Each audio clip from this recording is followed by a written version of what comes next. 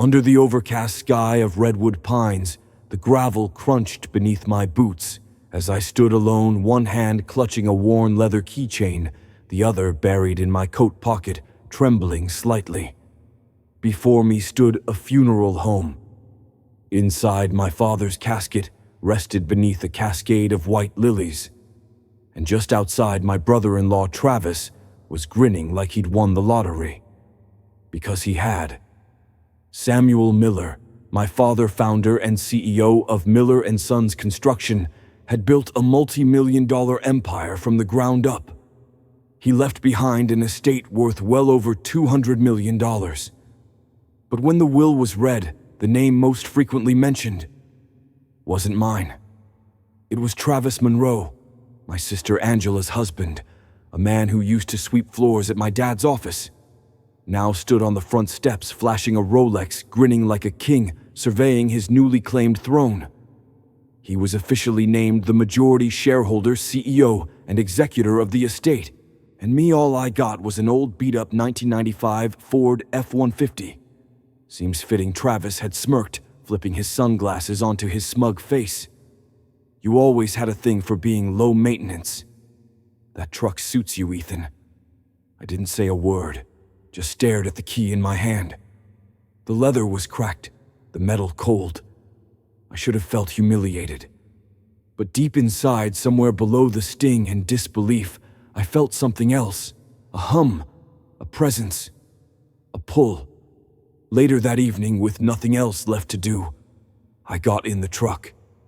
The driver's seat still held my father's shape, worn, soft, torn at the corners. The ignition grumbled like a tired dog waking up, and the navigation screen blinked on. It showed a route. A destination was already programmed in. No address, no town name, just coordinates. I hadn't touched the GPS, and my father, he'd barely used cell phones, let alone touchscreen systems like this. I stared at the screen, heart thudding.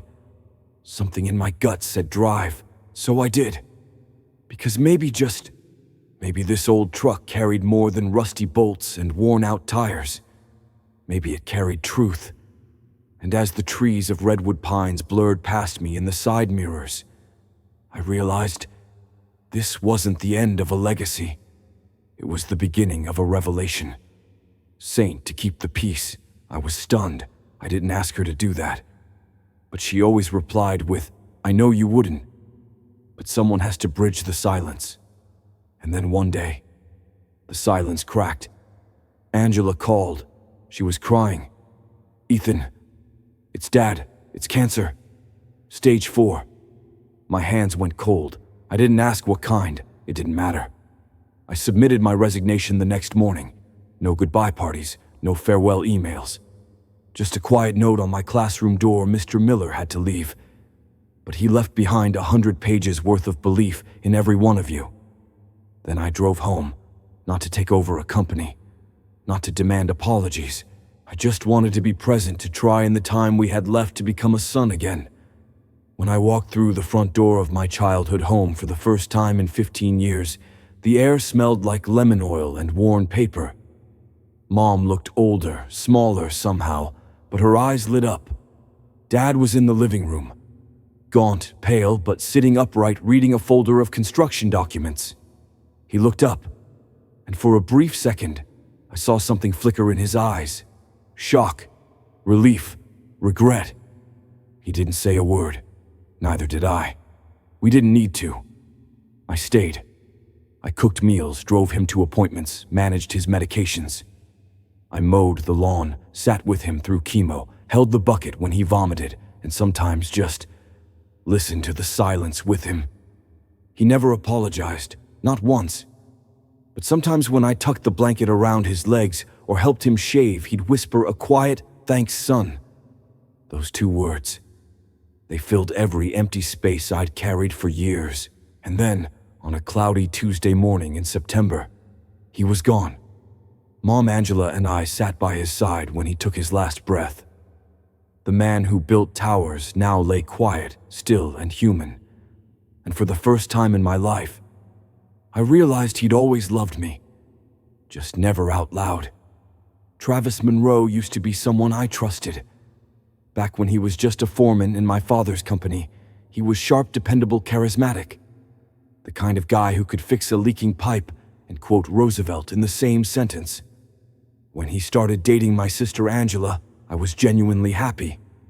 It felt like I was gaining a brother, someone who understood both the grit of construction work and the weight of being in the Miller family orbit.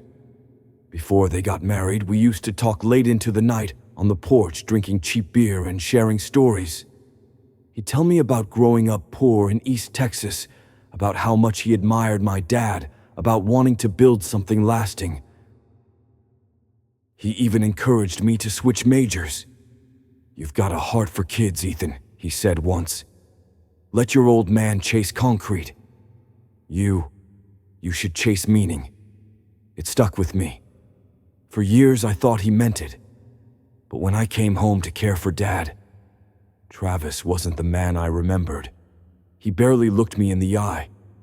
He'd drop in and out of the house like a consultant, offering suggestions no one asked for.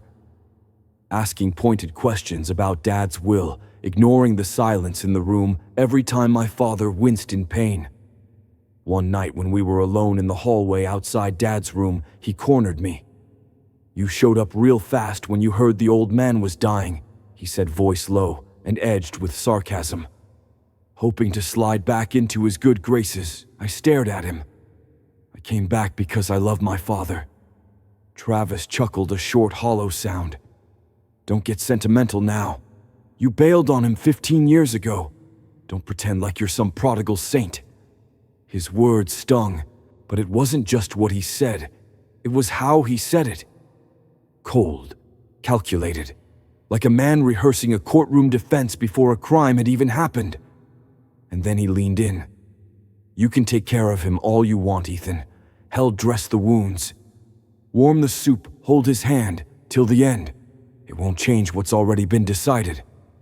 "What does that mean?" Travis stepped back, smirked. "It means you're not getting the company, or the money, or the legacy. Samuel already made his choice, and it wasn't you." That night I sat on the porch staring at the stars, my fists clenched so tightly, the old wood dug into my palms. I wasn't angry because of the money. I didn't care about the company title. What broke me was the realization that Travis, this man I once admired, had been positioning himself for years, not just in business, but in blood. He'd wormed his way into every crack of our family. Every time Dad was sick, Travis was suddenly too busy. Every holiday he brought lavish gifts, played the charming son-in-law, then disappeared before cleanup. When Dad needed help with paperwork, Travis conveniently lost the forms. When Angela asked him to stay late with Noah, he had meetings. But he always made time for golf with board members, always made time for backroom deals.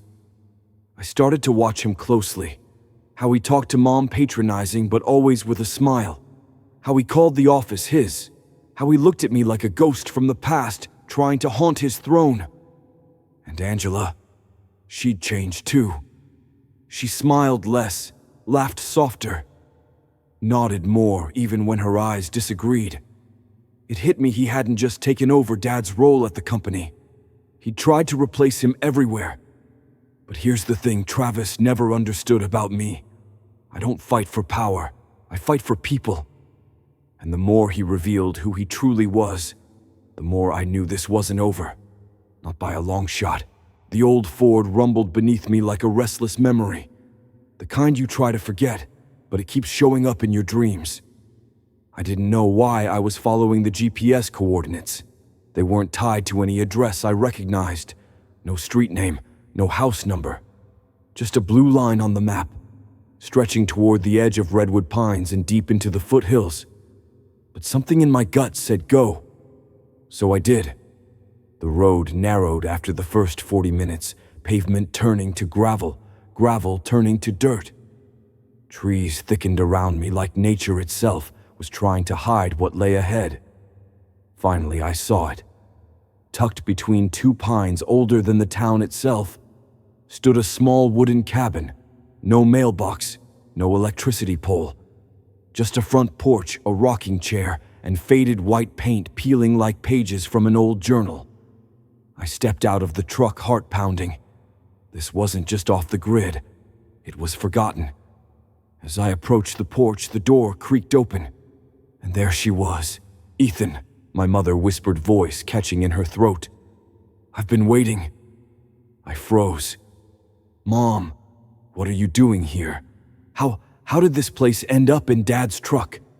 She stepped aside, gently motioning me in.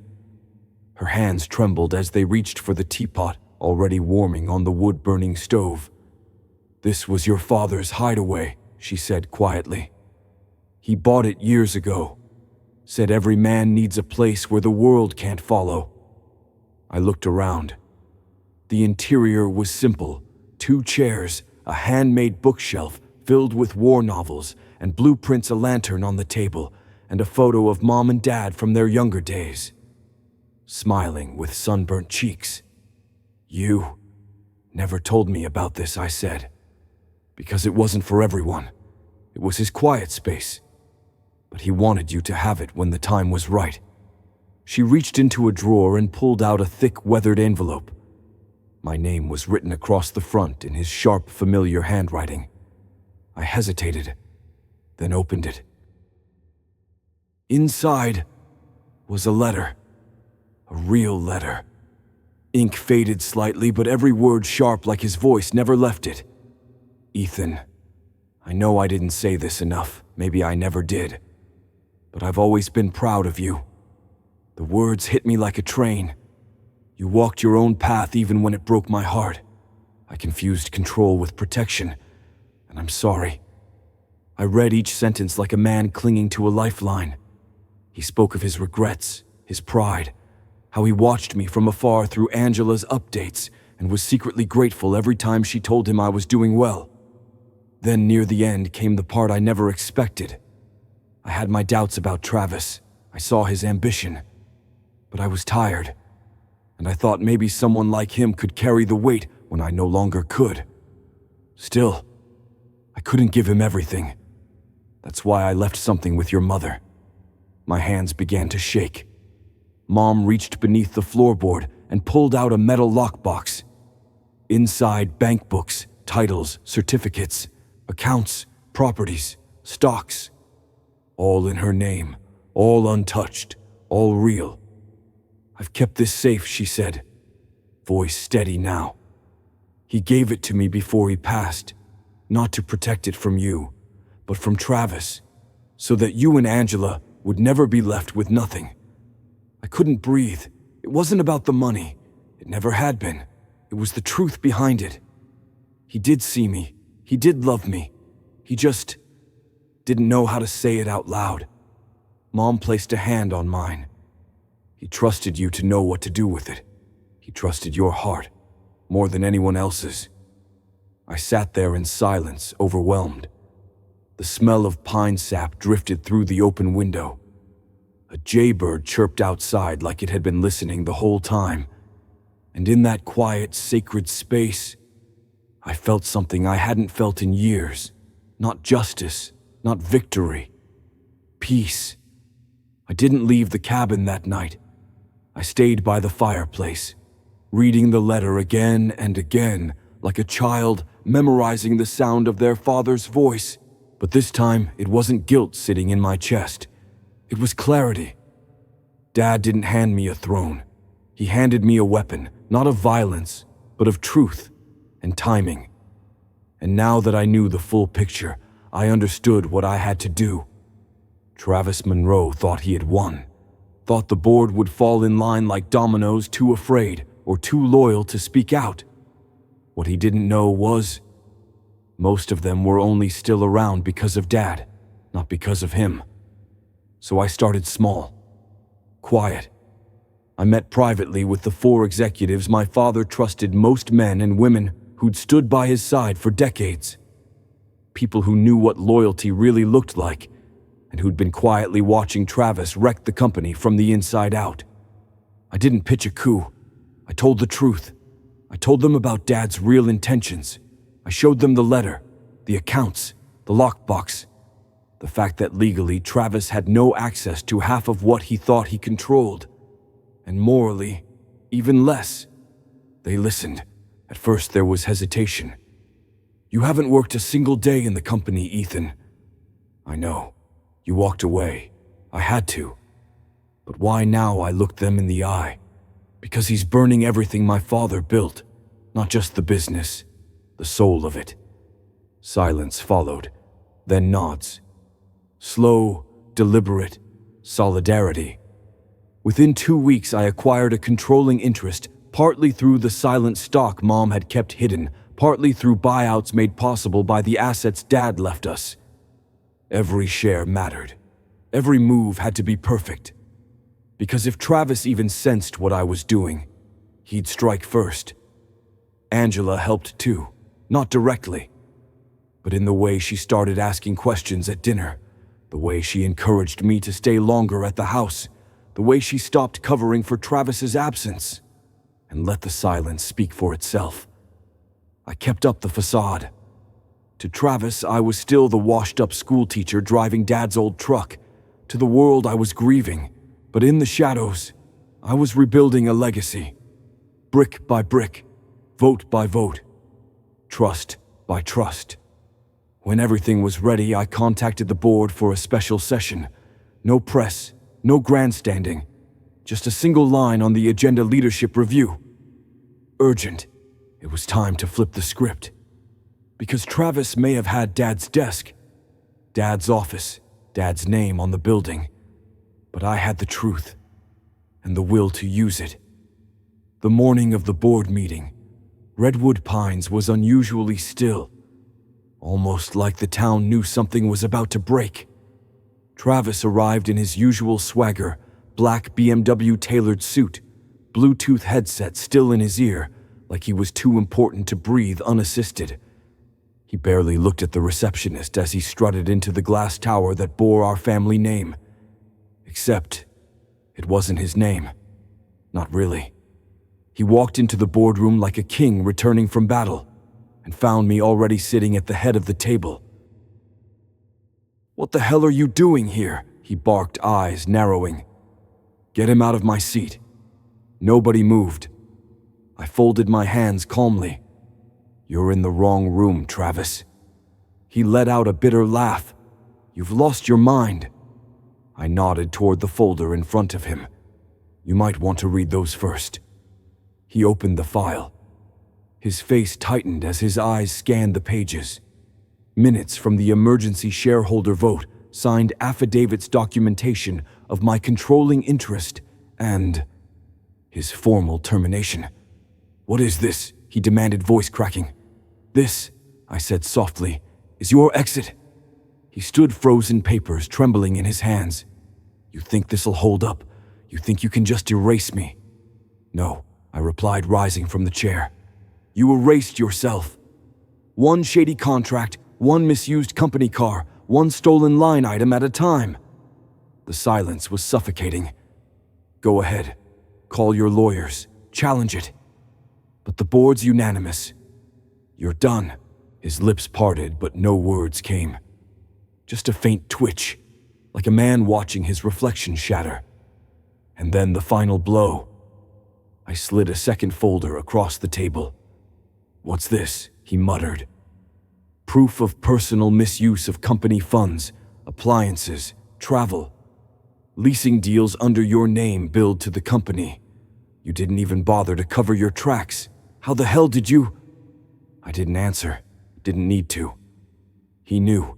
Everyone in the room knew. He looked around, expecting someone to defend him. No one did, because the act was over. And then came the moment I never saw coming. Angela entered the room. She wasn't crying. She wasn't shaking. She looked calm, terrifyingly calm. She placed a plain white envelope on the table. Travis stared at it like it was a live grenade. What is this? "Divorce papers," she said. The word echoed. For a second, all you could hear was the buzz of the fluorescent light above. Angela's voice didn't waver. "You didn't just betray this company. You betrayed me. You abandoned our son. You turned your back on a dying man and tried to bury his name in greed. Travis stumbled back a step. No, you don't mean this. I do, she said. And you can try to fight it like you fight everything else. But this time, you lose. He didn't scream, didn't throw anything. He just stood there, shrinking. I watched as the man who once wore power like cologne finally realized he had nothing left. The car, the title, the office, all gone. Even the family he'd married into. Especially the family had turned the lights out on him. As security escorted him from the building, I didn't gloat. I didn't smile. Because this wasn't about revenge. It was about release. For Dad, for Angela, for Mom, and for me. And as the elevator doors closed on Travis Monroe, I felt it. The weight lift, the silence settle. And for the first time in years, the name Miller meant something true again. A week after the boardroom dust had settled, I returned to the cabin. Not for strategy, not for closure, just to breathe. The air up there always smelled like pine needles and memory. The kind of quiet you don't get in cities or even small towns. The kind of quiet that forces you to listen to your thoughts, your regrets, your heart. I lit the stove, poured a cup of coffee from the old tin canister Dad kept on the shelf, and sat down at his writing desk. The drawers creaked when I pulled them open. Yellowed receipts, a pocket knife, old photos, a torn Red Sox ticket from 1982. And then tucked in a leather folio at the very bottom I found them. Letters, dozens of them, all handwritten, all addressed to me. None ever sent. My chest tightened as I unfolded the first page. Ethan, I saw you on TV tonight, that award your students gave you. I watched the clip over and over. You looked proud and happy. I didn't know a man could feel joy and guilt at the same time. But here I am, your old man crying into a beer like some kind of idiot. I read them one by one. Letters from hospital rooms, from construction sites, from the back porch of our family home. Each one peeling away the armor my father wore so tightly in life. You were right to walk your own path. I didn't say that enough, maybe not even once. But I want you to know, I see you now. And I admire the man you became. There were letters from the holidays he missed, the birthdays he forgot, even one after his first chemo treatment. It's weird. The guy who built skyscrapers is now scared of a pill the size of a Skittle. I'm trying to stay strong, but damn, kid, I wish I had your courage. Each word was a crack in the wall he'd spent a lifetime building. And with every letter, that wall crumbled, until all that was left was a father just trying to love the only way he knew how through the safety of paper and ink. He had wanted to say it. He just couldn't. But he wrote it.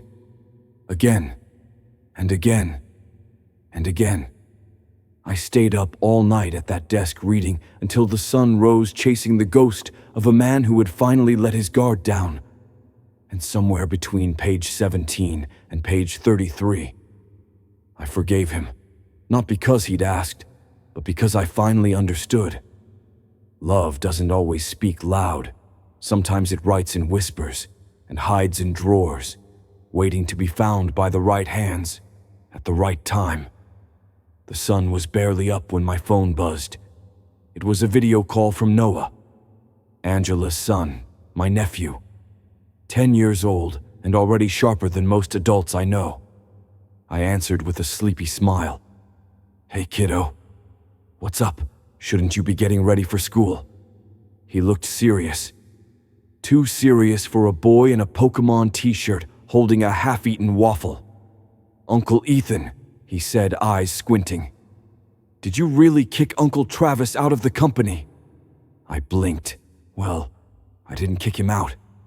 The board. That's awesome, he interrupted, mouthful of syrup. Mom says you're the real hero. I chuckled.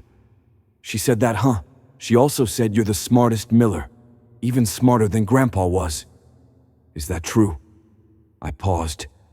Noah, your grandpa was a giant. I'm just someone trying to walk in his shadow without tripping. He nodded, chewing. Then quietly, I want to be like you when I grow up. That hit me harder than any boardroom victory. Like me, he nodded again.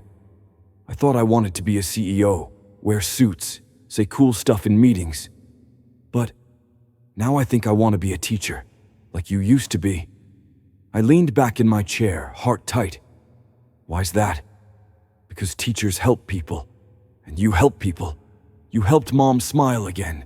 You helped Grandpa when he was sick, and you never yelled at me, even when I accidentally reset your phone. I laughed, really laughed. Noah looked sheepish. Sorry about that, by the way. Forgiven, I said, with conditions. He grinned. What kind of conditions? You helped me build something. He tilted his head. Like a shed, no. Something bigger, a place. I told him my idea right then, raw, unpolished, but honest. A writing center. In town, free for kids. A place where they could tell their stories, find their voices.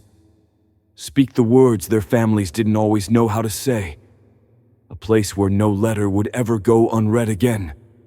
His eyes lit up. Can I help design it? I want to make a room with beanbags and comic books. Deal, I said.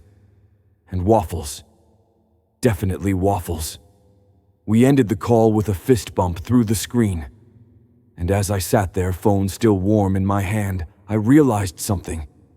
The legacy I thought I was trying to save wasn't in a company, or a fortune, or even in my father's name.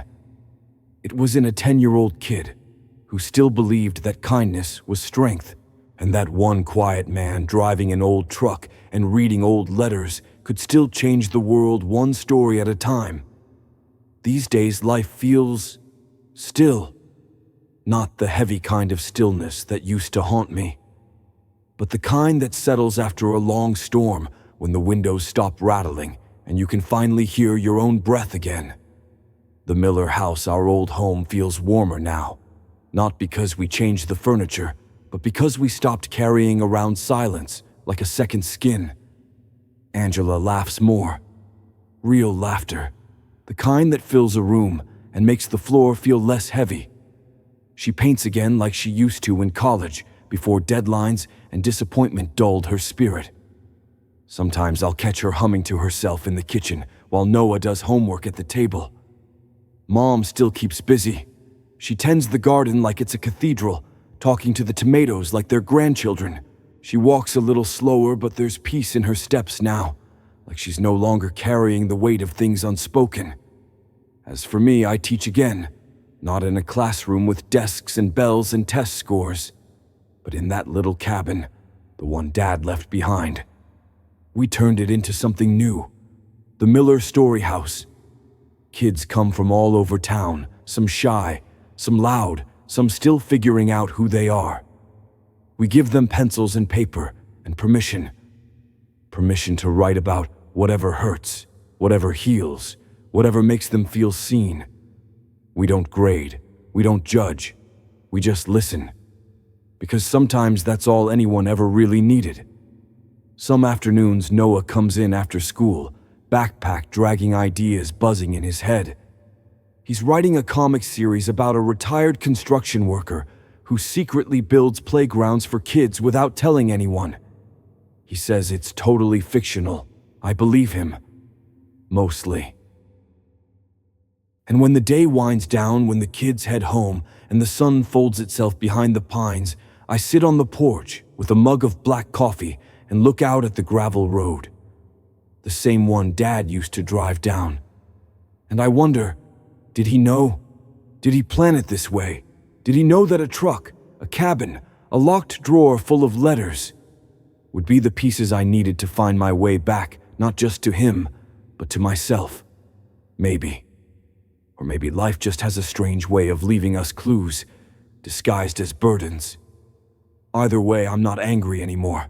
Not at him, not at Travis, not at time, because healing doesn't mean forgetting what happened. It means choosing to keep walking, even when your heart's still limping. And every step I take now, whether it's on gravel dirt or polished hardwood floors, I take with gratitude. Gratitude for a father who tried, for a family that held on, and for the quiet miracle of second chances that don't come wrapped in ribbon, but in rusted trucks and scribbled notes.